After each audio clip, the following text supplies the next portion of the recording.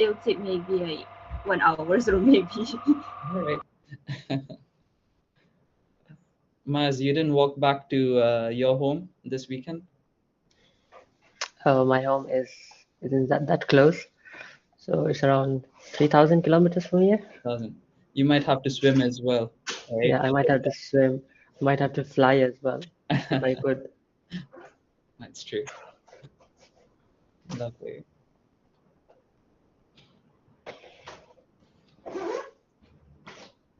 So right now I'm in the library because um, back at my mahalla, there's a blackout from 8 o'clock in the morning till 10 p.m. at night. Oh wow. All right. So Nice. a beginning of a good weekend, you know. Well, perhaps that's UIA's way of making sure students go out of campus, enjoy their life, and do some activities. Everyone's just stuck inside, I guess.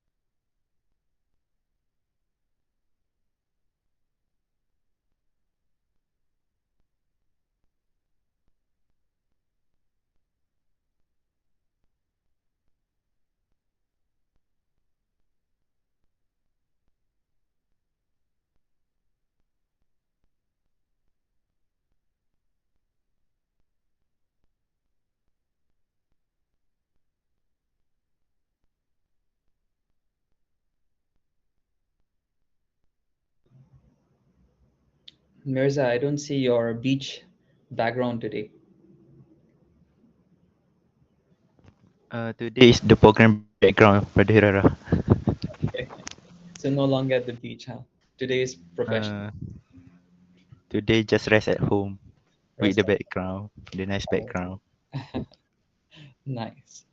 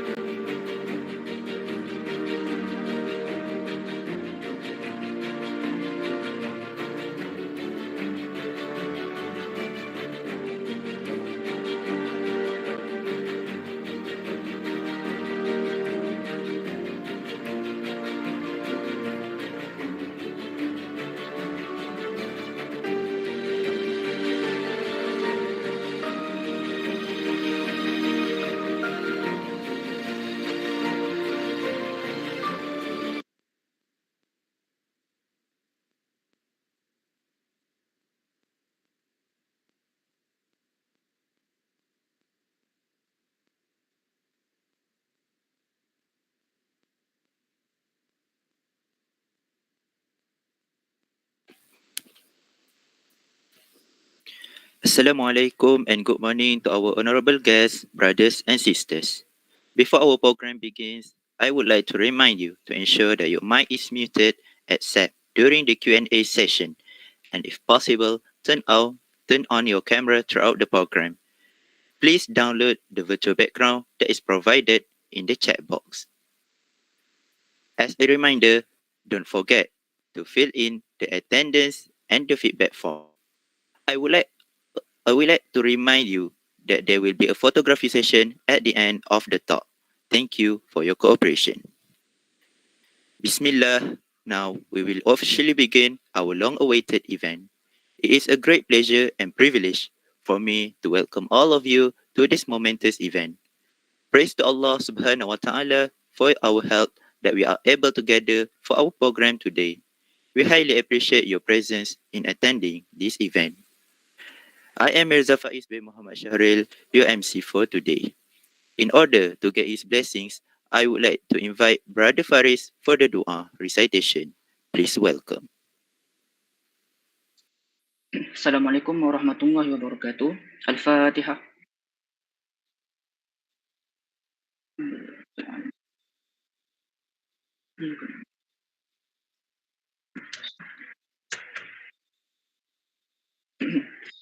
Bismillahirrahmanirrahim. Alhamdulillahi rabbil alamin. Wassalatu wassalamu ala sayyidina Muhammadin wa ala alihi wa ashabihi ajma'in. Allahumma ij'al jam'ana hadza jam'an marhuma wa tafarruqna min ba'di tafarruqan ma'suma wa la taj'al Allahumma fina wa la ma'na wa la yatba'una shaqiyyan wa la matrudan wa la mahruma. Allahumma la sahla illa ma ja'altahu sahla wa anta taj'alul husna idza syi'ta sahla. Allahumma ighfir lana li masyayikhina wa liman 'allamana warhamhum wa akrimhum bi ridwanikal azim fi maq'adi sidqi indaka ya arhamar rahimin.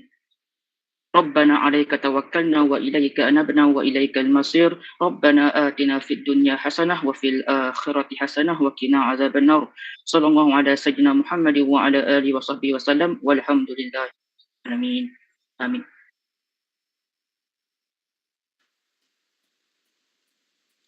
Amin amin ya Rabbal Alamin. Thank you, Brother Faris, for the dua. May Allah bless this morning's knowledge sharing session to go on without any interruptions or obstacles, inshallah. Before we move to the most awaited event, I will briefly introduce our beloved speaker, Brother Hurara Chorke, an Indian bred in the Middle East. He is one of our IUM 2019 alumni that graduated with a bachelor in accounting, and he had also taken the CMA certificate, a professional accounting certificate, in 2019. Currently working as senior business intelligence analyst at Pickles, Australia. He has been working with them since January 2022 until present. Before this, he was a data analyst at Caudim and then promoted to lead the team as a data manager at Caudim. He had been working at Caudim for about 2 years. During his commitment in Caudim, he has worked on and successfully supervised a team of 4 analysts while directly collaborating with C-suite executives. Thus, we feel delighted to have an amazing speaker for today's sharing session. And now, let's have a glimpse on data analytics, still a buzzword? For the participants, if you have any question during this session, you may type your question in the chat box. And one more thing, I would like to remind the participant to download the virtual background and please turn on your camera throughout the program. Thank you. Now, please welcome Brother Hurara Chorge. The floor is yours. All right, lovely. Thank you very much, Mirza, and assalamu alaikum to everyone here. All right, it's not so early in the morning, but still quite early comparing to what day it is on the weekend. If I'm being really honest, I'm sleepy over here, but we're going to power through this, especially there was a very pumping sort of music just before this event started. So I guess I'm awake, and I have my coffee on the side as well. All right, so I wish we were in person right in front of each other so that, we could actually stand up and do some exercise. But I guess everyone's really comfortable in their seats right now. So what we'll do is let's just exercise our fingers a little bit. All right. So I just have a quick question. Just want to know where these participants are from. So we have like around 50 people right now in this call. So just wish to understand which kulia you're coming from. So you don't have to speak up. You don't have to turn on your microphone or your video. All you have to do is just type your kulia in the chat box. That's it. As simple as that. Quickly. Yeah, let's see that. All right, we've got econs with 5 S's or 10 S's. All right, do econs, accounting, education, econs as well. Oh my God, econs guys are really excited. It's so many S's. All right, what about other kuliyas? Where are your S's? All right, we've got education and ICT. Nice. All right, let me see others coming in as well. Where are you guys? What are you studying? All right.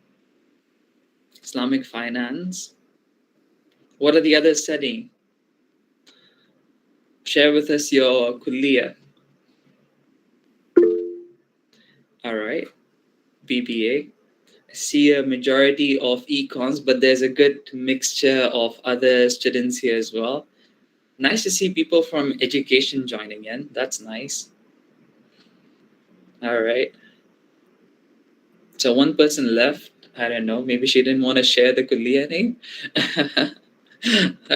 Guys, it's not a personal question. It's just your kuliya. All right, Isfin, and we've got another econs and IIBF. Is that same as Isfin econs, or is that like masters in econs? That's Mizanur. Okay. All right. Quite a lot of econs going on there.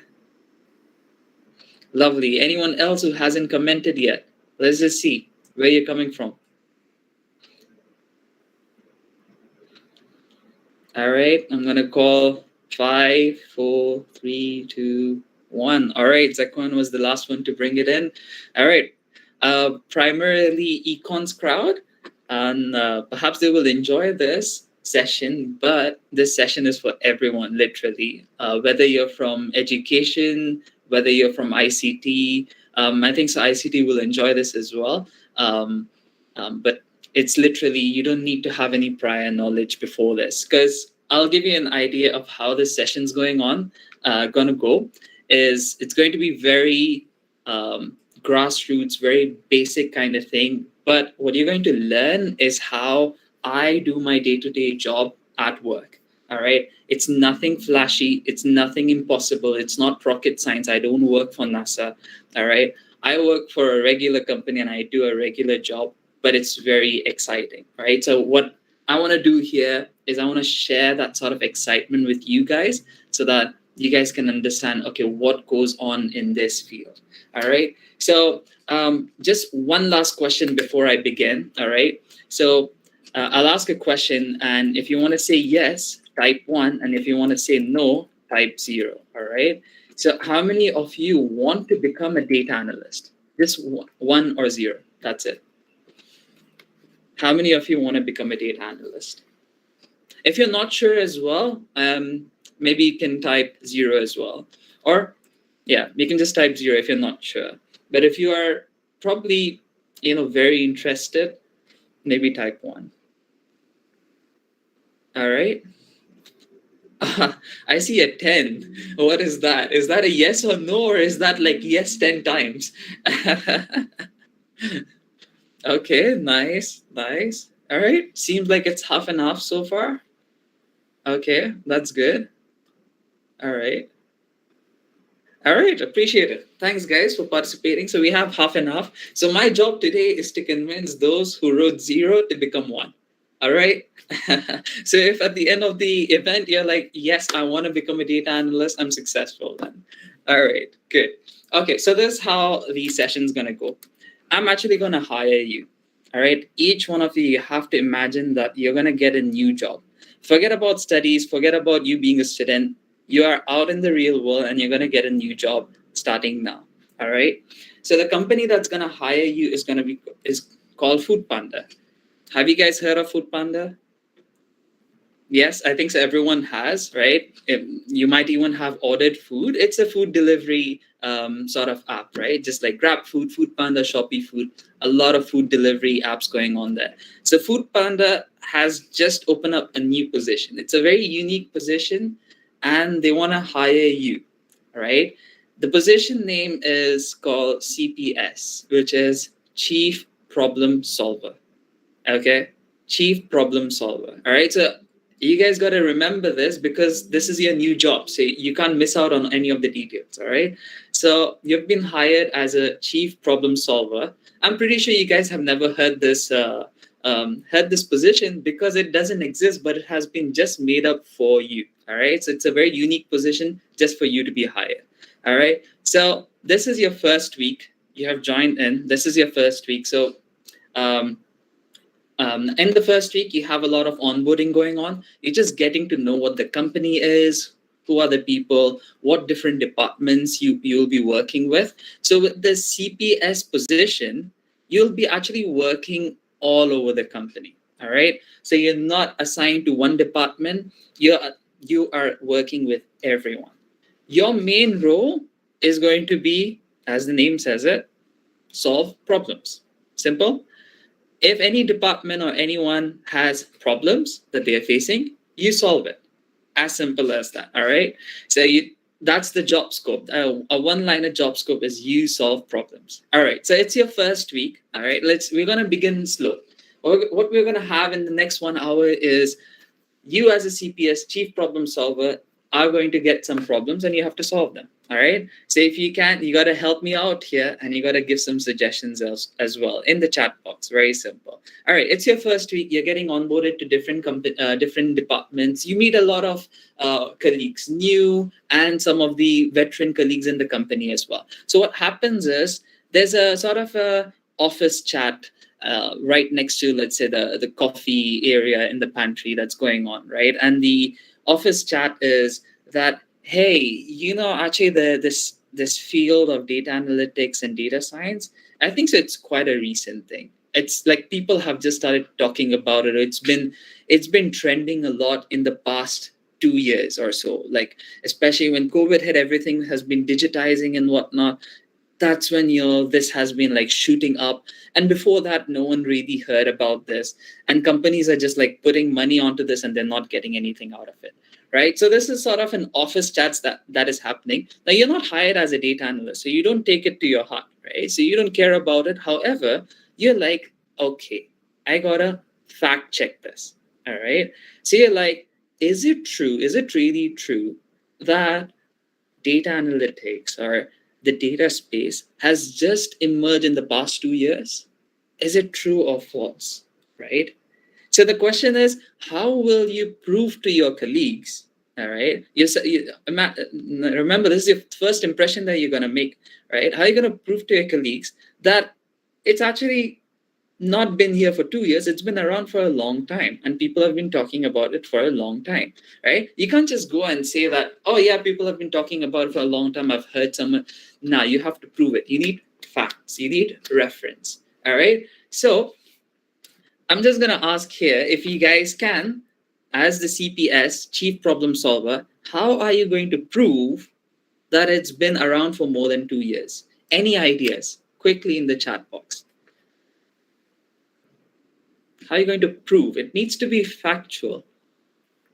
How would you prove that? Okay, no worries. No idea is also an idea. What do you guys think? How can you prove that data space has been around for more than 2 years?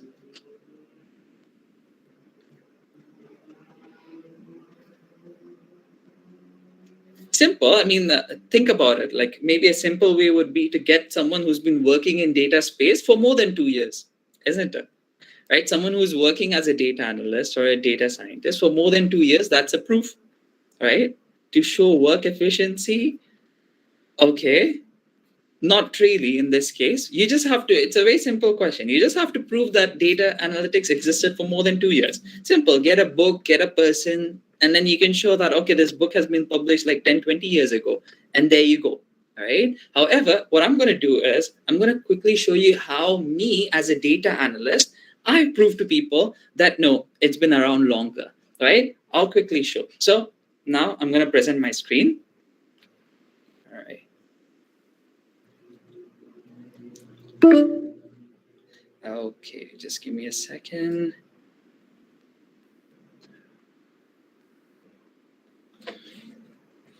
It's asking my password. All right, I'm going to rejoin this call really quick because it's asking me to restart my Google Chrome. All right, just a minute. Sorry.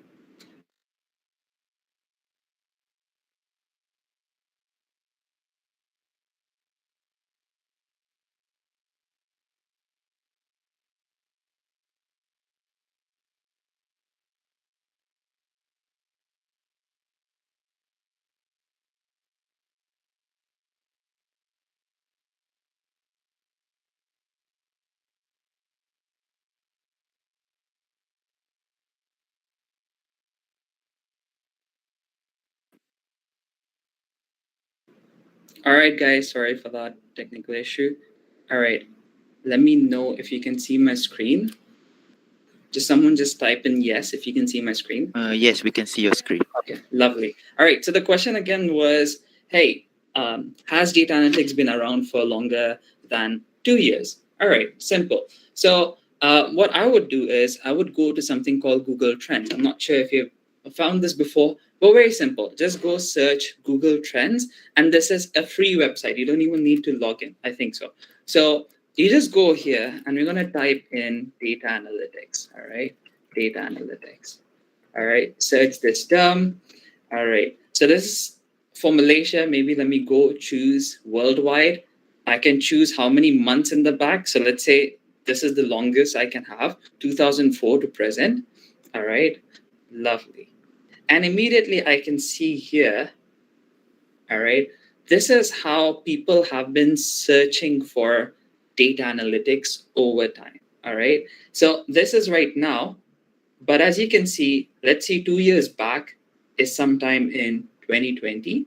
All right. So even before 2020, we can see that there has been a lot of interest in this field. All right. It's not just sparked right now, but it's actually been building up for a very long time.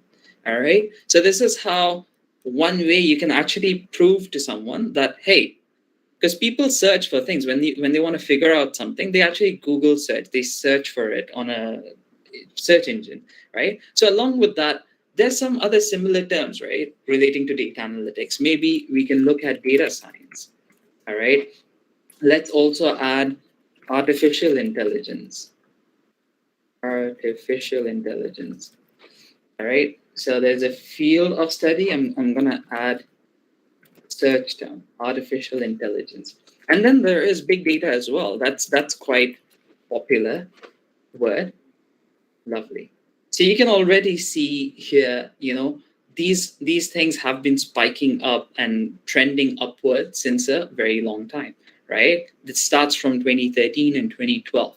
The pattern has been increasing with the highest sort of search increase leading is caused by data science. The red one here is actually data science.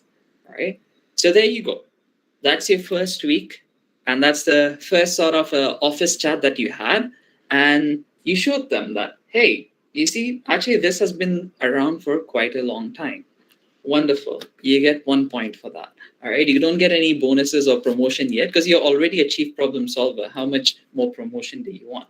However, there's another platform as well that we can look into. So this is Google Trends. It's a free platform. Now I will show you a paid platform. So probably you wouldn't have access to this unless you're working with another company or you have your own business.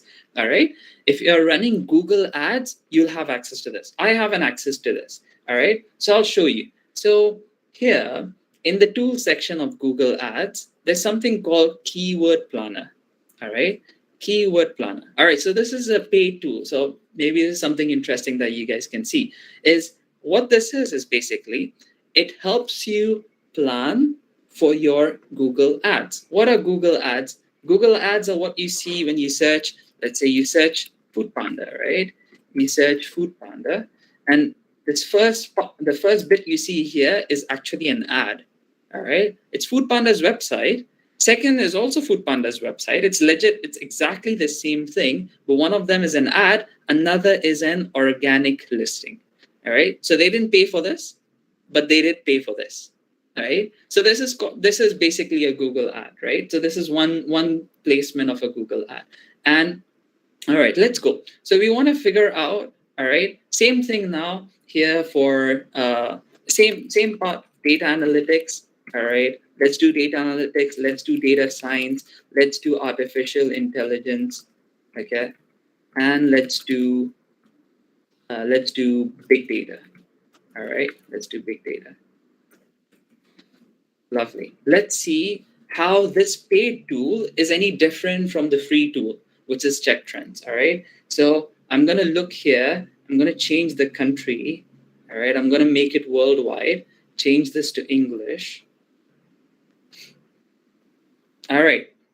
So for those 4 words, you can notice here on these 4 lines here. All right. So the word data analytics have been searched 550 times in a month. All right, 550,000 times, so 500,000 times in a month. So this is a worldwide sort of stat. Now this is very important. Like, you can know how popular a field is. Let's say, for example, you're from another field called Islamic finance, or you're from another field where you're doing web development or something else, and you want to see how popular that is. You can actually see how many people have been searching for it on a monthly basis.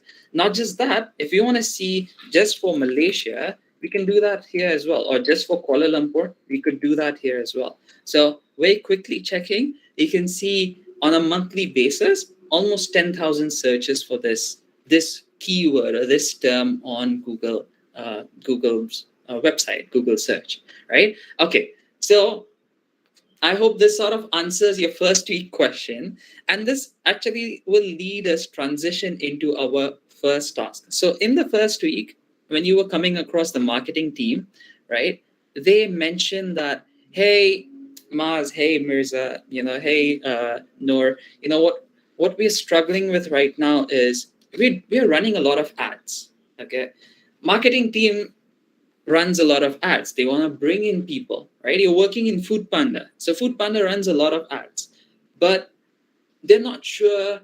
They know how much they're spending, but they don't know how well we are performing on these ads, right? They want to figure out the next 1 million ringgits. Where should they invest that next 1 million ringgit for the next year? All right. So should they be putting it on Google, Facebook, YouTube, Instagram?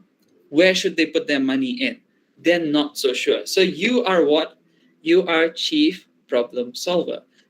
Marketing team has a problem. Who's going to solve it? You're going to solve it. All right. So let's together try to figure out how we're going to solve this problem, right? But just before that, what I'm going to quickly do is let's look at what kind of ads this Food Panda usually runs, right? One of the ads that Food Panda runs is they actually send out emails, right? So you might have, if you are subscribed to the platform, you might have received these kind of emails before. Hey, we have got 50% off. Hey, we have got a promo code. Hey, come back, you get 5 ringgits off and stuff like that. Hey, we have got free delivery, right? Another ad they run is the Google ad that we just saw, right? So what you can see here, right? This is one of the ads that they run. Another ad that they run is on YouTube. So on YouTube, let's see. So on YouTube, I think so close that tab here. All right, let's see. So if you were to go to YouTube and Food Panda, okay. Yeah. So I don't know if you guys remember, but you would come across a lot of ads like this. I particularly remember this ad, which was so annoying to get out of my head. I don't know why advertisers love to make annoying ads. Can you guys hear this? Is it audible? Dengan Food Panda terkelak points. Loyalty points tukar jadi voucher. Nanti dapat pakai kau belanja. Tap tap dengar Food Panda. Peace out. So as a normal person, I've not got YouTube Premium. So what that means is I get bombarded with at least 2 ads before every video that I watch. And this is one of the ads that has been annoying me. This was a couple of months back, but it's been annoying me. And then that keeps running and I get nightmares. Not really, but yeah, somewhat similar to that. So these are the different ads that the marketing team is running. All right. So now when they come and they tell you that, hey, we have all these different ads, we want to figure out how we're performing, right? So what are you looking at then?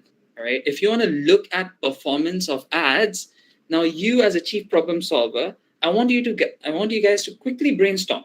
All right. You've got ads on multiple platforms. All right. Google, Facebook, YouTube, whatsoever. All right. What performance metrics would you look at? Let's type. All right, we've got one. We've got traffic. What else? What else would you look at? How is the ad performing? Is it successful, not successful?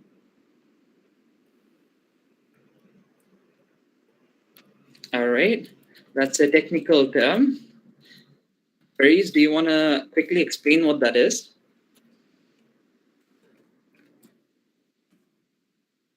Okay, we have 2 people saying clicks. Okay, makes sense.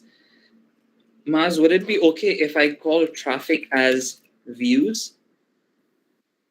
All right, okay, lovely. We have got clicks. All right, what else? Scroll time.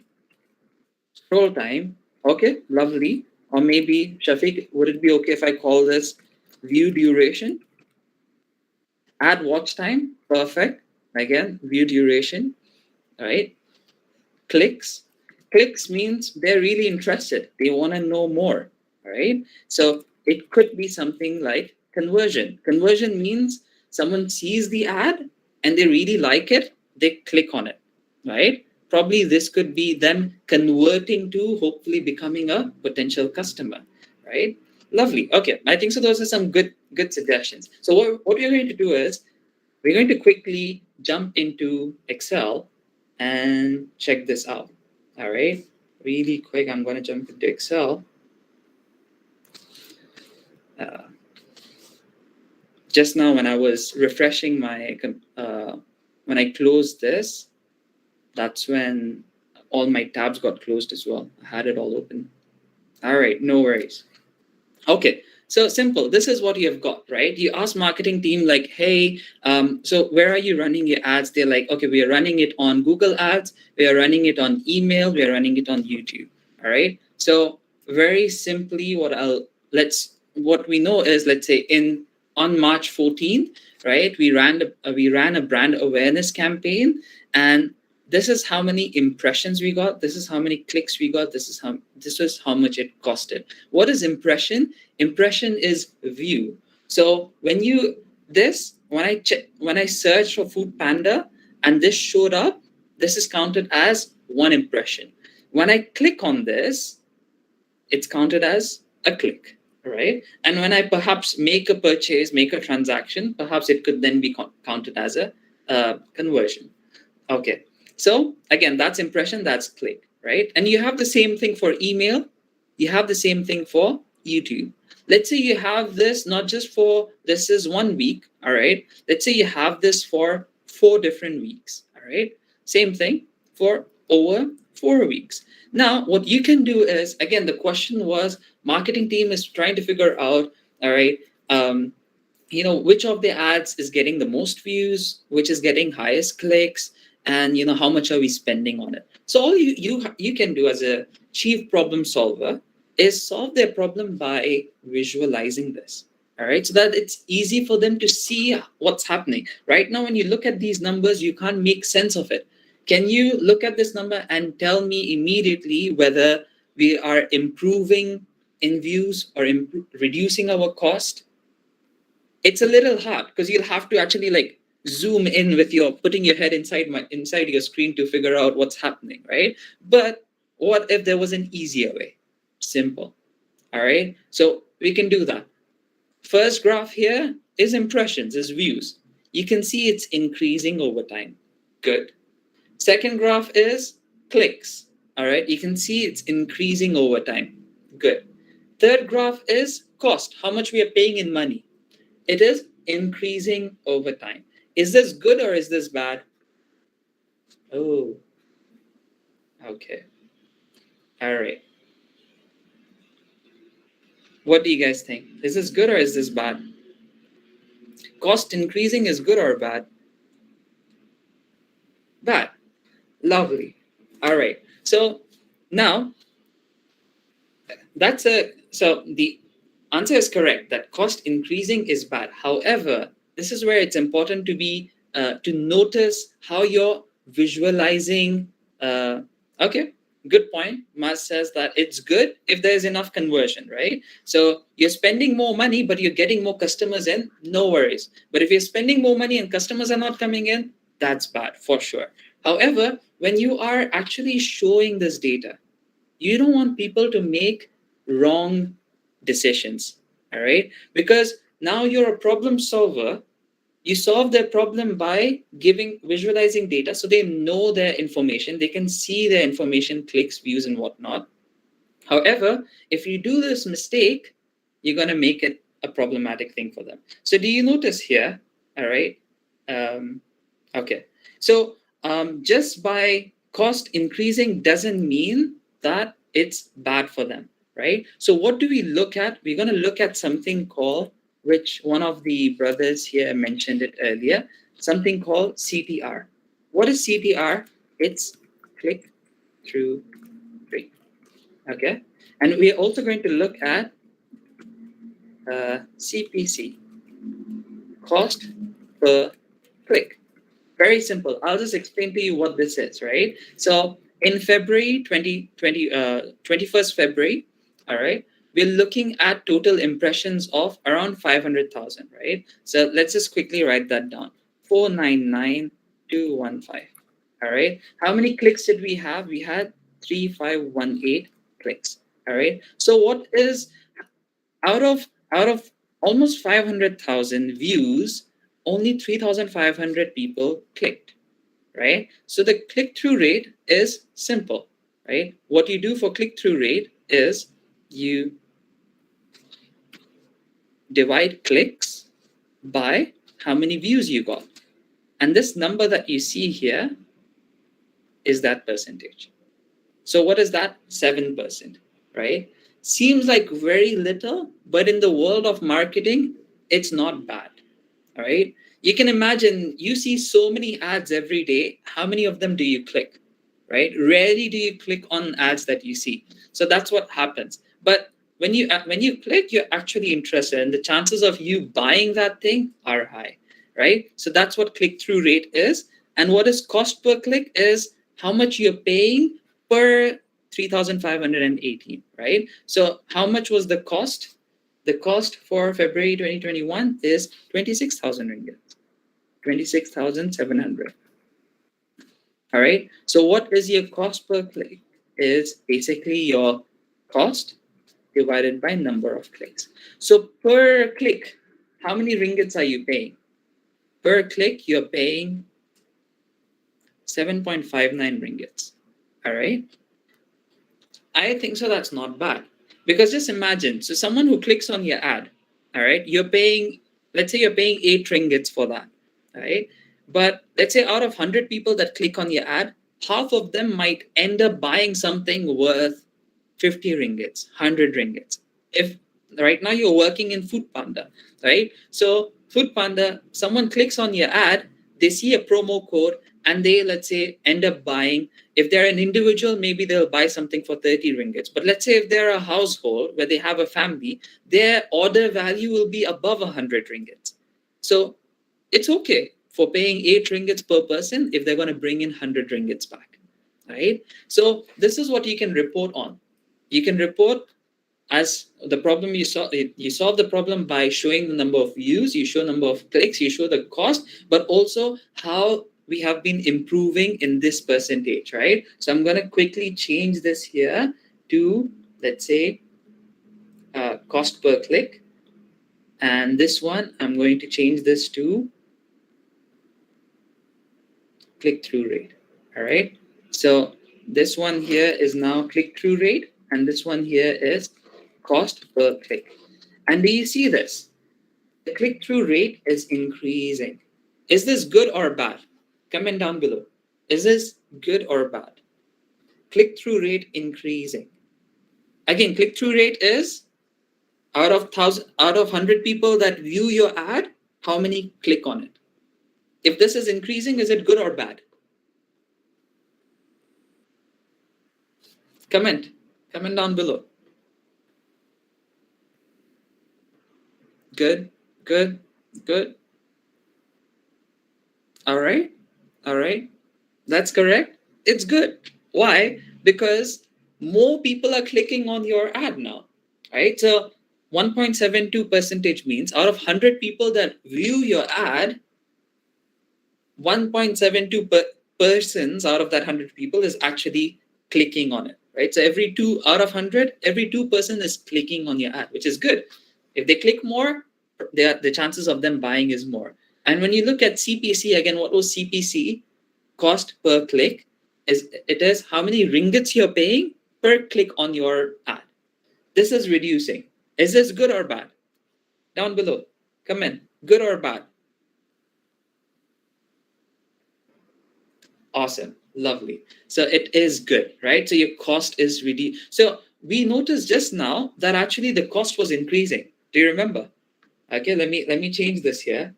All right, when we're looking at the cost here, the cost was actually increasing. But when we look at cost per click, at a click level, it is decreasing.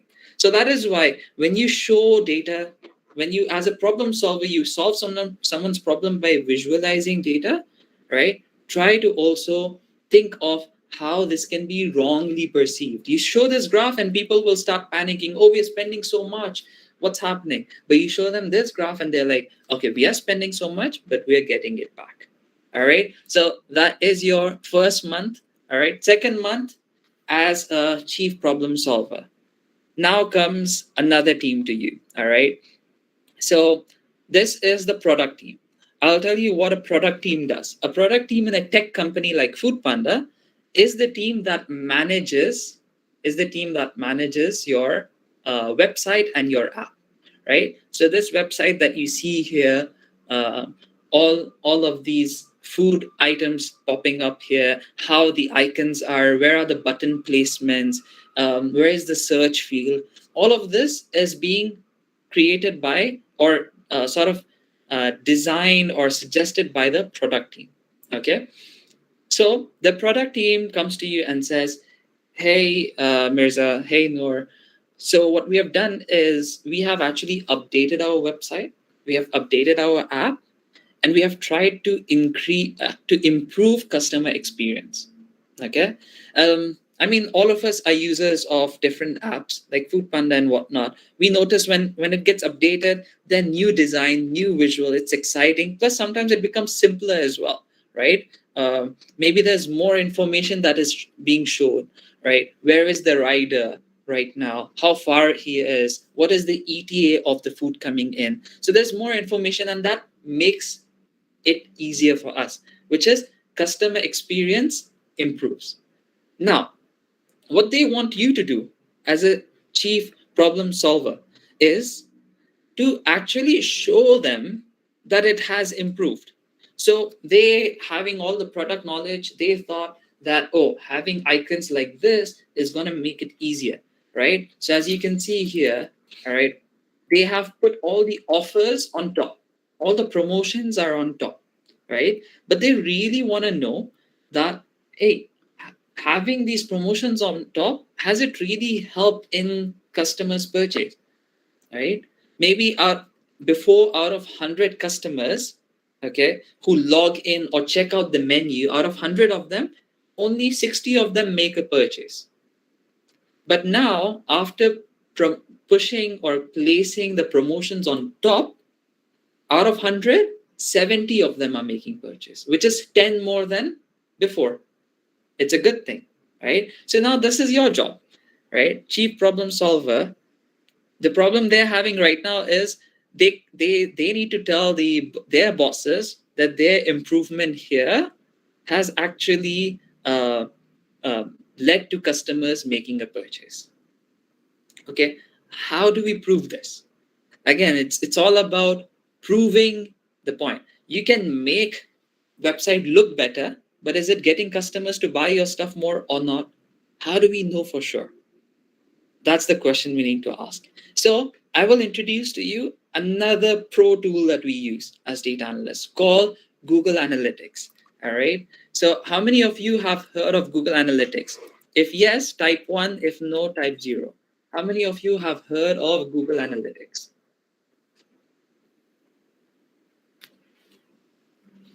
All right. Nice. What about others? Lovely. That's okay. If you haven't heard about it, no worries. Just share that. It will help me actually explain it to you in a nicer way. All right. So how many of you have heard of Google Analytics? Not Google. I know you all know Google. It's your best friend, especially as students. But all right. Okay. All right. So we have more people who haven't heard or haven't used it. And even those who have heard maybe are not aware of this functionality in Google. All right. So very simple. Again, question here is what? We got to figure out. Okay. Okay. So there is an improvement in website design, website or app design. Okay. So there's an improvement. We need to prove that users are, let's say, okay. So in this case, are purchasing more. I'm going to change the question a little bit and say users are coming back for more. As in, let's say if I give you a 50% off right now this week, you make that purchase. But will you come again next week if there's no 50% off? That's the question, right? So they've made an improvement in the website design in the app, all right? But has this made people come back to Foodpanda or not? So we're going to do something called, we're going to use Google Analytics, and we're going to look at something called cohort analysis. All right, cohort analysis. Let's go here, Google Analytics. Okay. So this is how it looks like. All right, I'm not gonna exactly show you how I made it, but I'll quickly show you what this is. Right, this is real data, not for Foodpanda. I don't work for them, and even if I did, I can't show it for sure. But this is a real website, and I'll show you what website this is. This is called Google Merchandise. Google Merchandise. It's basically the e-commerce platform like Shopee or something, Shopee and Lazada, where you can shop for Google merch, everything with Google logos and stuff. If this loads up, would it load up? That's it. That's the question. I think so. They need to work on their website, or I need to work on my internet. Either one of those.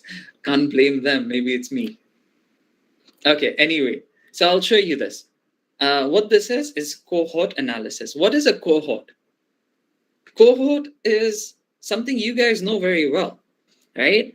What cohort are you from? Is basically what batch are you from? You could say, oh, I'm actually from batch 2020, or I'm from batch 2021, right? I joined in September intake, so like first semester of 2020, right? So that is your cohort. When did you join UIA is your cohort, okay? So similarly, on this website right now, we want to see once someone comes in on the website, are they going to come back?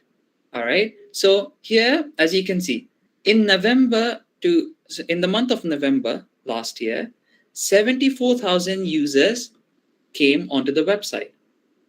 All right. How many of them came back in the next month? 4,000. All right. So 74,000 users came in the first month. All right. That subsequent month, how many came back?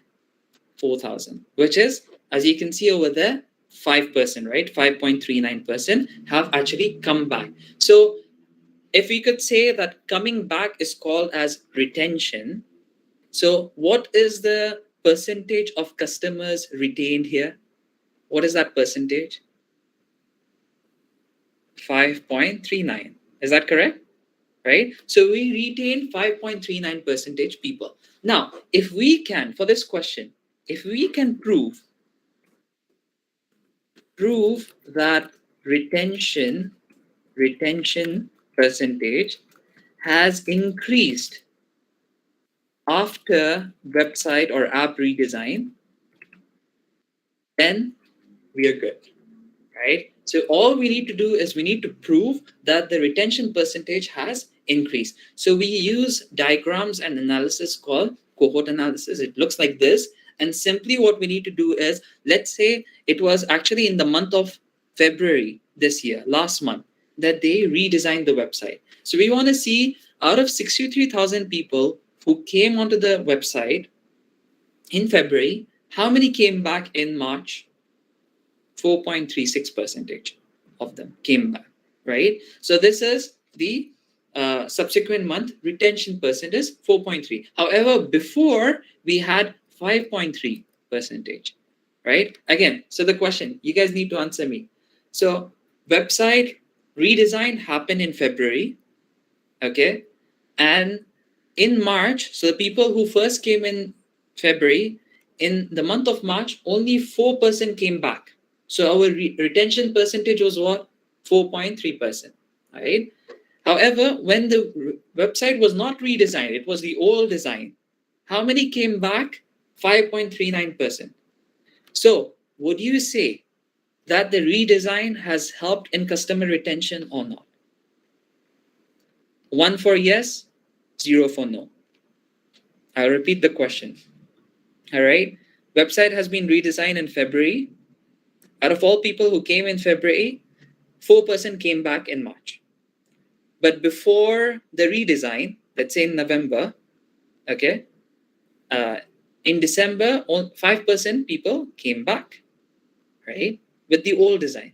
So the retention percentage is lower now. So does this mean that we have retained more customers with the website redesign? If your answer is yes, type 1. Answer is no, type 0.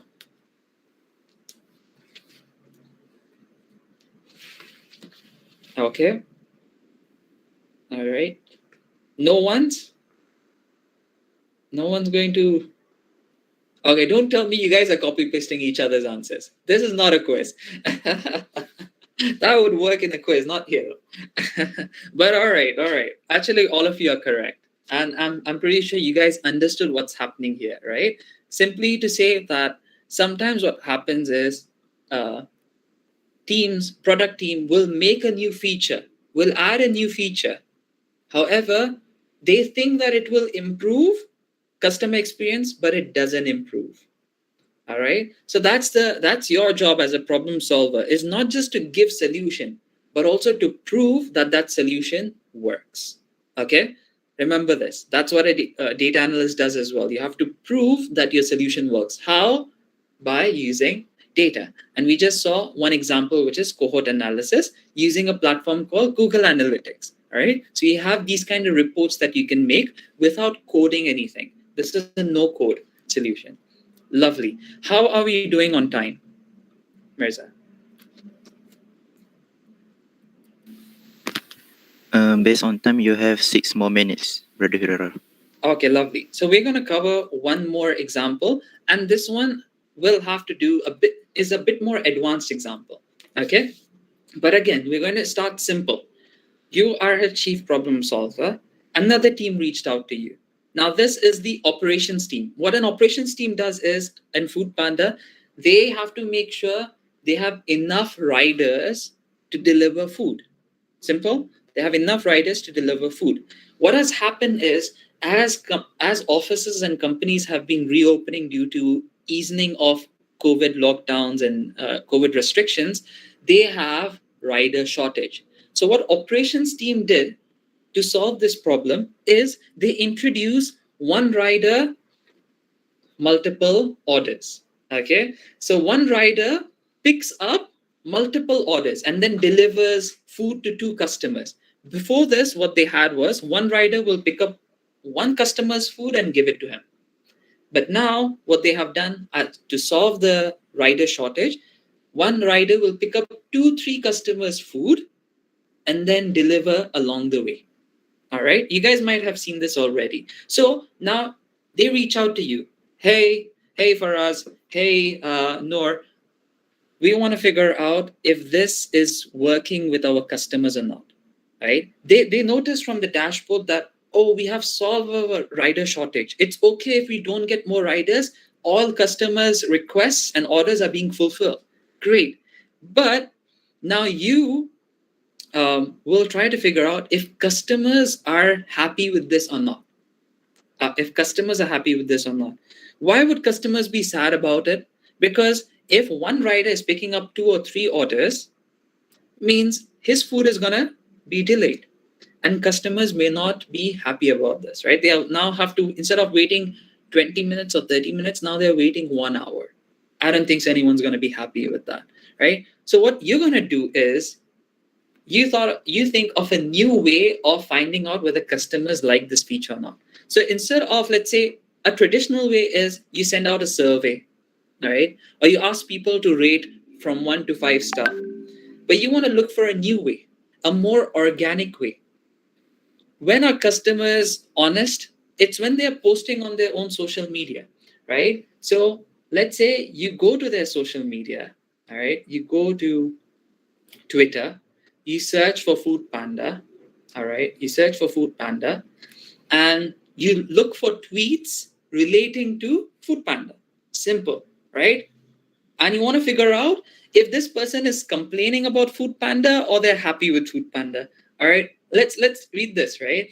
Food Panda riders after almost crashing thrice trying to deliver an order in under 30 minutes. All right, sounds like someone's, doing stunts on the road. Okay, only to fail in their quota of completing 10 orders in under 3 hours, resulting in cut this week. But it's fine because they have to be called heroes as per company policy. All right. Okay. Is this a negative tweet or is this a positive tweet? If it's negative, type 1. If it's positive, type 0. Is it negative? Type 1. Negative? All right. All right. Okay. Lovely. So all of you can clearly see this is negative, even with this face over here. All of us know it's going to be a negative 1, right? So now you as a chief problem solver, you have searched Food Panda and you've got, let's say, 1,000 tweets. In the past week, you have got 1,000 or 500 tweets. Now you're not going to read through each one of them and try to figure out whether it's positive or negative.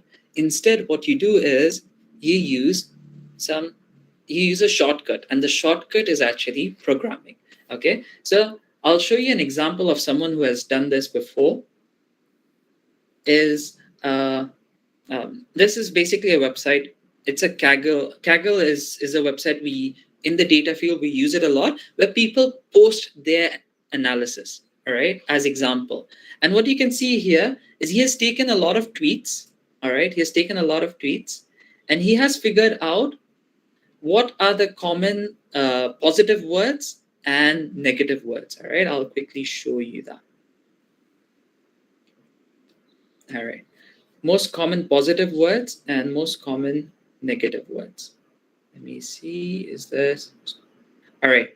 So here you can see he has found out the most common positive words in those tweets is good, happy, love, day, thanks, great, fun, mothers, hope, so on and so forth, right? And the most negative words he has found is, let's see, this is neutral. Okay. Miss, sad, sorry, bad, hate, don't, can't, sick, so on and so forth, right? So he's taken those, thousands of tweets And this is how he has found out, which of the tweets are actually negative, which of them are positive, what words they're using, so on and so forth, right?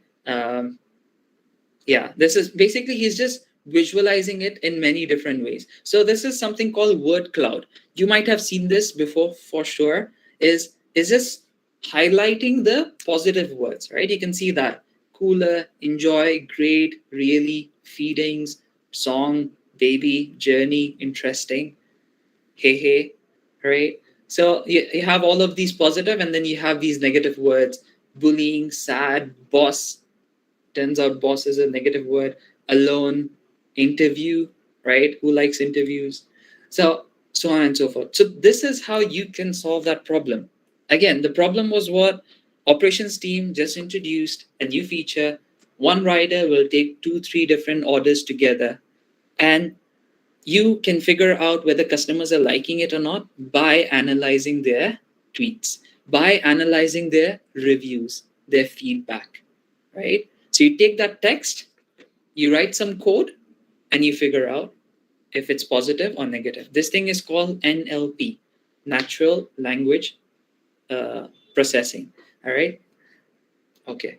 So to sum it up, what did we go through? Right. Firstly, we got hired by Food Panda. Congratulations to all of you, but you don't get any salary, unfortunately. So as chief problem solvers, all right, firstly, there was an office talk going on that data analytics is just a new field, it's just a buzzword in the past 2 years. You prove that, no, it's been around for a long time. People have been searching for it.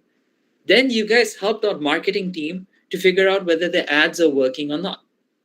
All right, and we used Excel for that.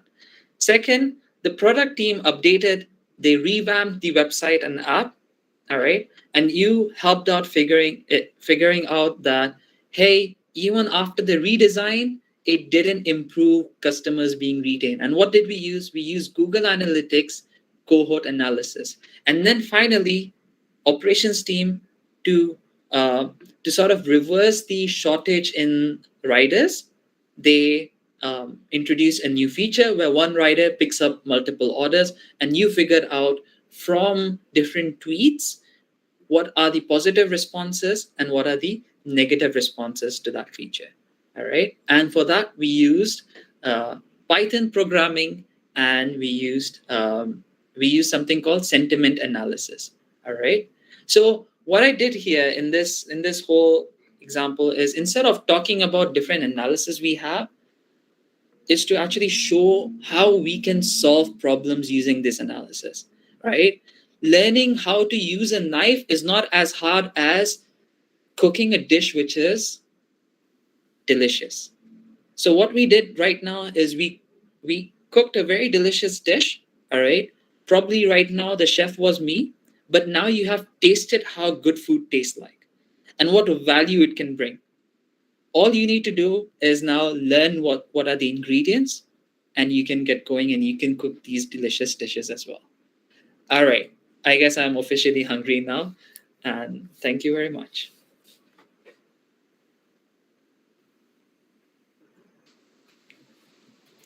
Thank you, Brother Ferrara Cholke, for that meaningful and beneficial sharing based on your experience in the data analytics field. Dear respectful guests, brothers and sisters, we shall proceed to our next session in this Q&A session. In this Q&A session, if you have any question or doubts, you may type it in the chat box or open your mic to ask your question. Please welcome. Lovely.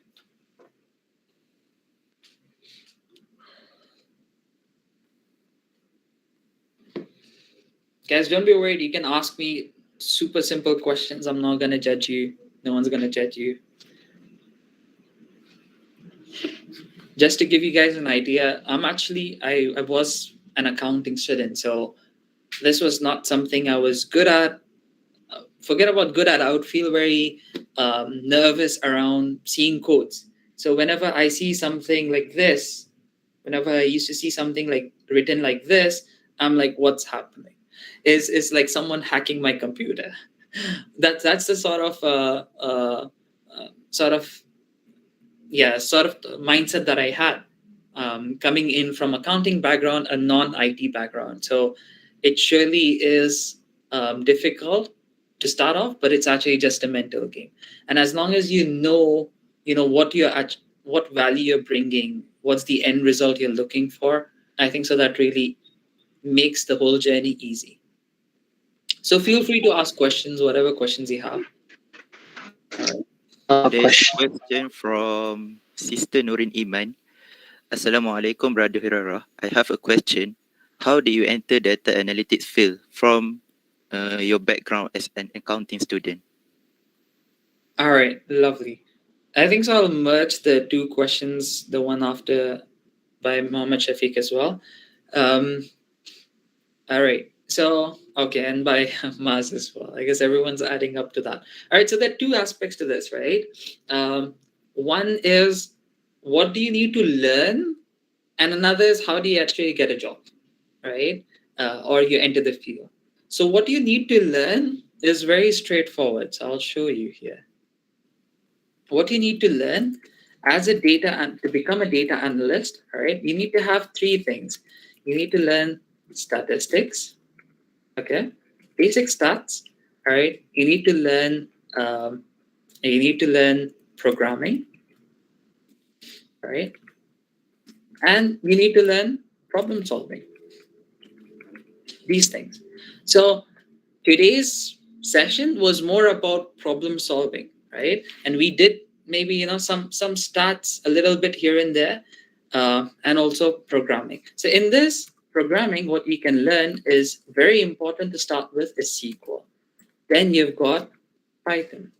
In statistics, you need to learn basic things like different basic descriptive stats like minimum, maximum, median, mode. All right, but also upwards of that, what is confidence interval, what is chi-squared, and all of the different particular stats, which you can do in one course, right? But also apart from that is programming, or basically, there is analytical tools, all right? So analytical tools. What you can learn, start off with Excel here, all right? You need to try to improve your Excel skills. And second is you need to perhaps learn a visualization tool. A visualization tool is you can make charts in Excel, but it's better if you can learn something like Power BI or Tableau. Me personally, I like Power BI, so I use Power BI, right? So stats, programming, analytical tools, problem solving is a skill that you will learn along the way. Right? So if you are starting from scratch, start with Excel and SQL, all right? Then go to Power BI, then learn Python, all right? You do all of this, you're good enough to get started. Now, how do you actually get a job, or how do you enter the industry? It has become increasingly difficult, but it's not impossible, right? You imagine this, right? Why will someone hire you? They will hire you because they know you can do the job. So you can. And by doing the job doesn't mean you need to have a bachelor's in this field. Nah, that shows nothing.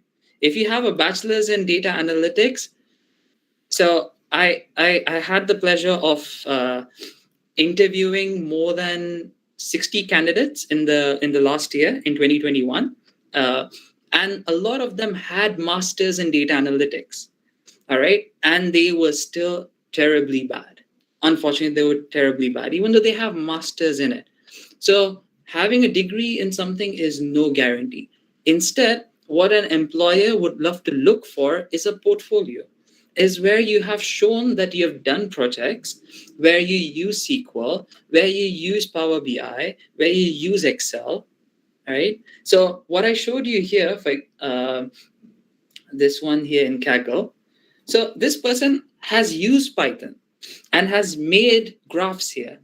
So if he was to apply for a job, right, for sure an employer will go through this and check the quality of the work, will see, okay, this guy knows his stuff, right? This guy has done some stuff. And instead of just seeing a bachelor's in whatever, he actually has done stuff. I don't care what bachelor's he did, but he's done stuff, so he can come to my company and he can start working on this, right? He has an interest in it. All right. So I hope this sort of answers your question. It's very simple when you are actually applying for these jobs. You just need to prove yourself by doing something. You need to show something for yourself. And rest of the other things apply, like having a nice CV, trying to make sure you have some co-curricular activities that you can show for yourself, especially if you're applying as a fresh grad, those kind of things. Yeah. Okay, thank you, Brother Hirara, for answering the question. I think your answer already answer Brother Muhammad Shafiq and Brother Ma'as question as well. Yeah. Next, we have a question from Brother Zakwan. Yeah. He asks, does more clicks meaning more manipulation in algorithm? That's a good question. Absolutely. Absolutely. Sorry, just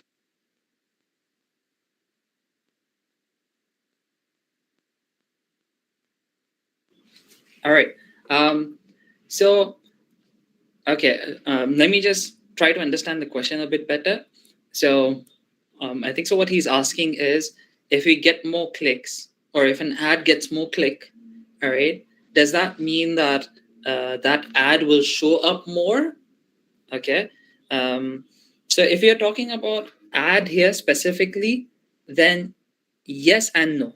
For example, so out of all, let's say here, let me go here. Let me just go to Google search. Let me type in food delivery KL. Okay, it's okay, it doesn't matter. So when I type food delivery Klang, we obviously know there is Grab Food, and then there is Food Panda. Okay, but you can see here, I can see only Grab here, and then there are other websites. Momos, Lala Move does food delivery. I didn't even know that. I think so. They don't. So then there's AirAsia, Homestay, so on and so forth. So if, for example, there are many people clicking on Grab's ad here, it will have a better chance of ranking on top of the others, right? So how does it affect the algorithm? Is it next time Grab's ad will rank higher, because when people search for food delivery Klang, they find Grab's ad the most relevant. And that is why the algorithm is rewarding this ad to come on top. However, obviously it depends on the ad budget as well. If there's a limit on the ad budget, let's say they only want to spend 10,000 ringgits a month, and they've already come close to it, then after it reaches that max cap, then the ad will never show again. Yeah, until they increase the budget. Does that answer your question, Zakwan?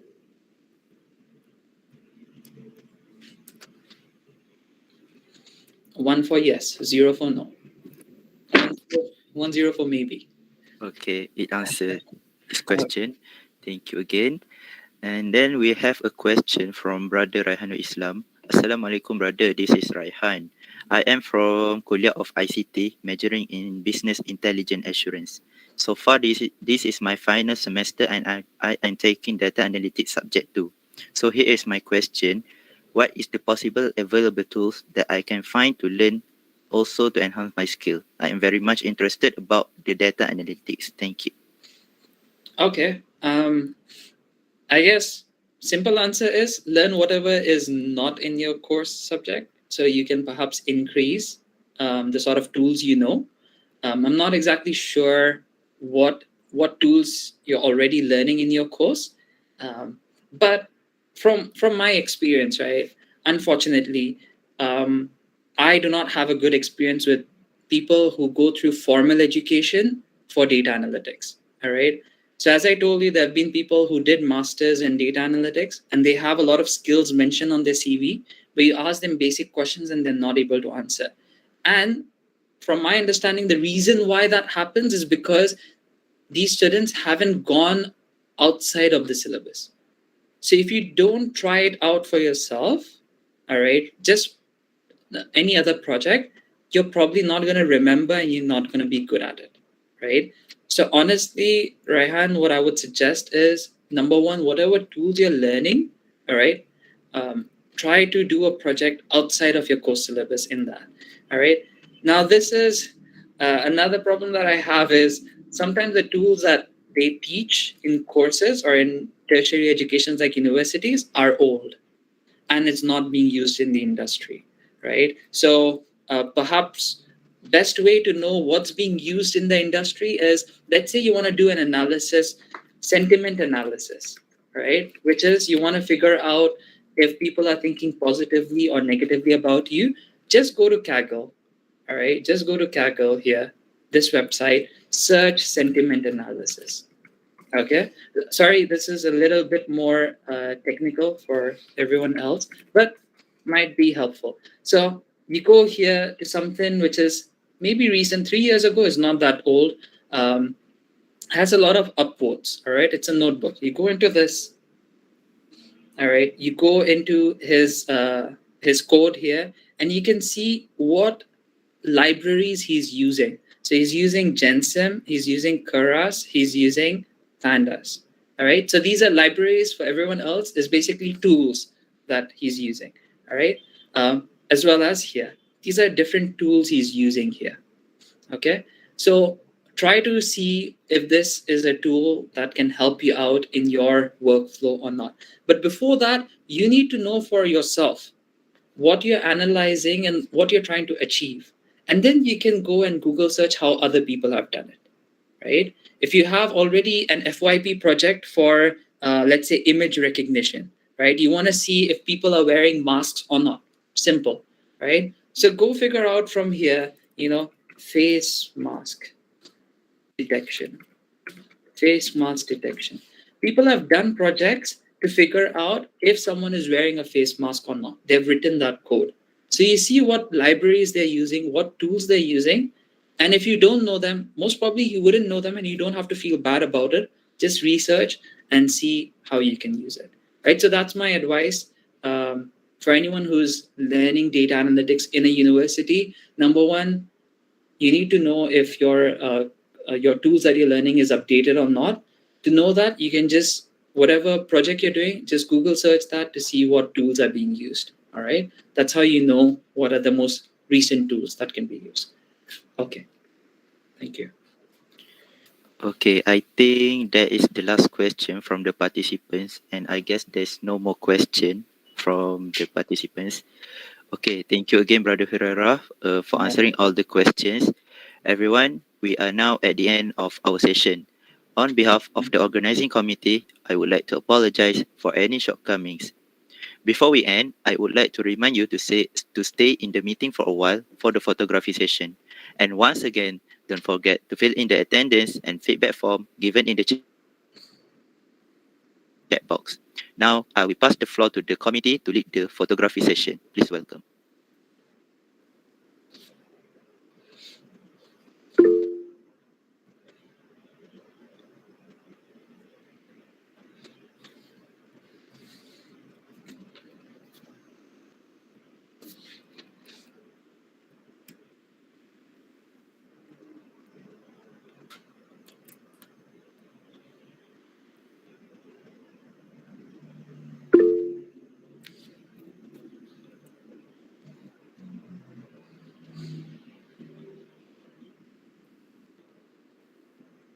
All right, I request all the participants to please turn on your cameras and get ready for the photography session.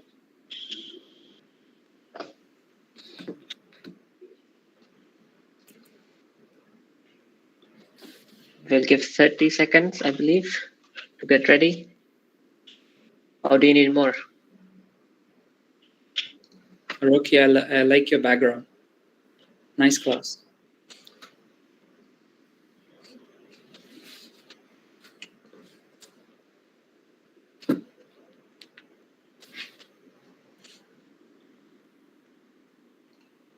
Think so we can go ahead. Yep. All right, Pro. Okay, I will count at 3. 1, 2, 3. Okay, we'll go for one more. One more. Should we go for the informal one? Informal one. Can you suggest any pose? Okay. I think the speaker knows so many poses. You No. already, yeah, you already told. The steeples. Okay. All right, good. Okay, 1, 2, 3. Perfect. All right, lovely. Thank you for the committee for leading the photography session. We are now at the end of our event. I would like to thank everyone again for coming and making this program memorable and successful. Lastly, SITC is opening the recruitment for new members.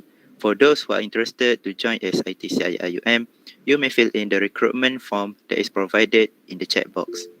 We shall end our event for today with the recitation of Tasbih Kifarah and Surah Al-As.